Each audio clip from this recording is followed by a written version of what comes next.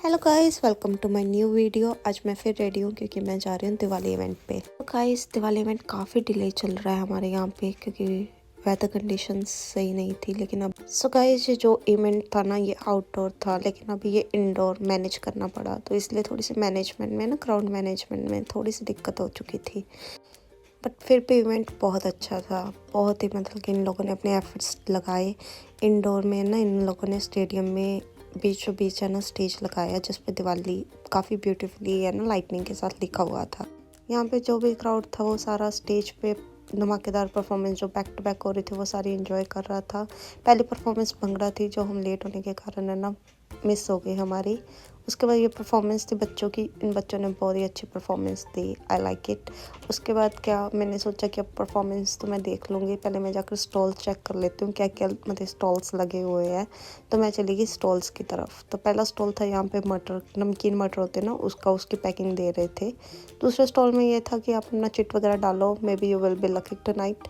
And उसके बाद था यहाँ इन्फो डेस्क वगैरह। यहाँ पे मेहंदी आर्ट भी हो रहा था, जो मुझे था कि मैं मेहंदी लगवा लूँ, बट ऑलरेडी मेरे लगी हुई थी हाथों पे। ये था फेस मास्क या कुछ फेस पेंटिंग कहते हैं इसको, बच्चों में बहुत फेमस है। यहाँ पे बच्चे बहुत ज़्यादा लाइक करते हैं ये करवाना। यहाँ पे हमारे डीजे म्यूज़िक वगैरह सेटअप था, पीछे से रेगुलेट कर रहे थे सारा म्यूज़िक सिस्टम। और ये था इंडियन क्लॉथिंग का स्टॉल लगा हुआ था। यहाँ पे काफ़ी इंडियन अटायर्स थे, और मुझे कुछ नहीं खरीदना था इन सब में से। तो मैं तो एक्साइटेड थी, मैं तो एक एक स्टॉल पे ना जाकर पूरा टाइम लगा रही थी। लेकिन उसके बाद मुझे ये हुआ कि यार ये इन चीज़ों में शायद मैं कुछ ना इनमें से बाय करूं, बट मुझे कुछ खाना है, इंडियन खाना है। काफ़ी टाइम हो गया इंडियन खाए हुए। और उसके बाद मैं चली गई बाहर, लेकिन बाहर जाकर ये ना डिसअपॉइंटमेंट हुई क्योंकि काफ़ी भीड़ थी, काफ़ी ज़्यादा लाइन लगी हुई थी इंडियन फूड के लिए। तो हमने तो वड़ा पाव होता है वो ऑर्डर कर दिया था, क्योंकि लाइन में कोई हमारा नॉन खड़ा था और हम आ गए थे अंदर। लेकिन मैं आते आते ना पानी पूरी की एक प्लेट ऑर्डर कर आई थी, उसका वेटिंग टाइम था 1.5 घंटा। तो मैं बस वेट कर रही थी कि मेरे कब पानी पूरी का ना ऑर्डर आएगा। तो अंदर आकर जब मैंने परफॉर्मेंस देखी तो एक है ना सिंगिंग परफॉर्मेंस चल रही थी। ये भी बहुत धमाकेदार थी, बहुत अच्छी आवाज़ थी। आवाज़ से मतलब कि पूरा ना मतलब वो समा बांध दिया था इस परफॉर्मेंस ने। इतनी इतनी अच्छी आवाज़ हम लोगों की क्यों नहीं है, कभी कभी फील होता है। तो ये पीछे बैक स्टेज था, जहाँ पे सारी मतलब तैयारी प्रेपरेशन चल रही थी परफॉर्मेंसेस के लिए। तो यहाँ पे क्राउड आप देख सकते हो, क्राउड भी कितना एंजॉय कर रहा है ना। उसके बाद यहाँ पे मुझे कॉल आ गया था कि मेरा ना वो पानी पूरी वाला रेडी है ऑर्डर। तो मैं बहुत एक्साइटेड थी कि मैं पानी पूरी लेने जा रही हूँ। तो लेकिन इससे पहले ना एक अनाउंसमेंट हो गई यहाँ पे कि किसी की बच्ची खो गई है। तो मैं वो देखने खड़ गई कि किसकी बच्ची गुम हो गई है ना। इंडिया में ये बहुत कॉमन होता था कि ऐसे ऐसे इवेंट्स पे ना बच्चे गुम जाते थे, पर यहाँ पे बच्चे गुम जाते। तो मैं तो वही देखने आई थी कि पापा कौन है भाई लड़की का। तो उसके बाद मैं चली गई पानी पूरी लेने। लेकिन यार पानी पूरी के नाम पर डिसअपॉइंट थी कि इतनी छोटी छोटी कटोरियाँ ना पानी, हम तो एक्स्ट्रा लेते थे इंडिया में पानी, और सिर्फ 4 गोलगप्पे। भाई 4 पानी पूरी यार वर्थ ही नहीं था। मतलब मेरे को बिल्कुल मज़ा नहीं आया। इससे अच्छा मैं घर पे ही बनाऊंगी यार। उसके बाद ये यहाँ पे कपल ने परफॉर्मेंस दी यार, दिल जीत लिया। मतलब कि कपल की परफॉर्मेंस ने, इस कपल की परफॉर्मेंस में मतलब कुछ एक अलग सी बात थी, क्योंकि ये कपल है ना एक पंजाबी सॉन्ग पे परफॉर्मेंस दे रहा है अभी। इन लोगों ने ना फ्यूजन किया था, सॉन्ग्स को मिक्स किया था, जो कि एक आउटस्टैंडिंग परफॉर्मेंस कहेंगे कपल की।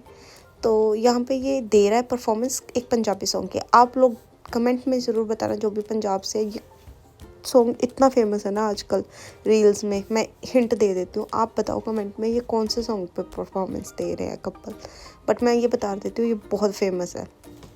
उसके बाद आई ये बच्ची की टर्न। मेरी तरफ से ये बच्ची विनर डिक्लेयर की जाती है, विनर ऑफ द नाइट।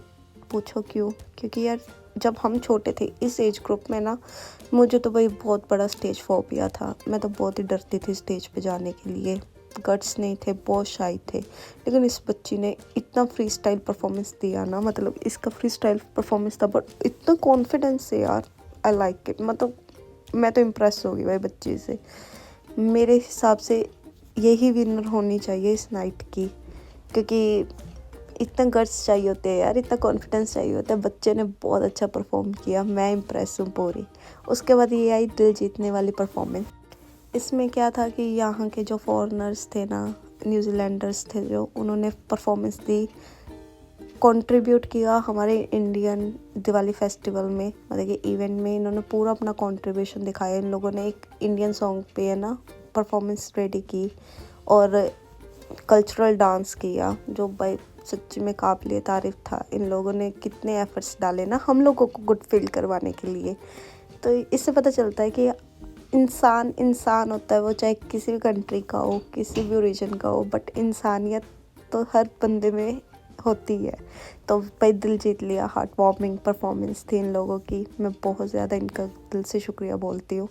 उसके बाद आया हमारा भंगड़ा। हम सभी जो थे यहाँ पे सभी आगे स्टेज के सेंटर में कि हम तो भाई भंगड़ा करेंगे। स्टेज के आगे खड़े होकर सारा क्राउड लग गया कि हम भंगड़ा करेंगे। यहाँ भंगड़ा परफॉर्मेंस चल रही है। ये क्लोजिंग परफॉर्मेंस थी आज रात की, लेकिन हमें खुशी के साथ थोड़ी सी डिसअपॉइंटमेंट थी क्योंकि अनाउंसमेंट हो चुका था कि आज रात फायरवर्क्स नहीं होगा। जो चीज़ मैं देखने आई थी वो ही मिसिंग थी। मुझे पटाखे देखने थे, फायरवर्क्स देखना था, बट नहीं हो पाया due to weather condition. It's okay, कभी ना कभी तो हो जाएगा। आपने वीडियो देखा, प्लीज़ सब्सक्राइब करें। Thanks for watching.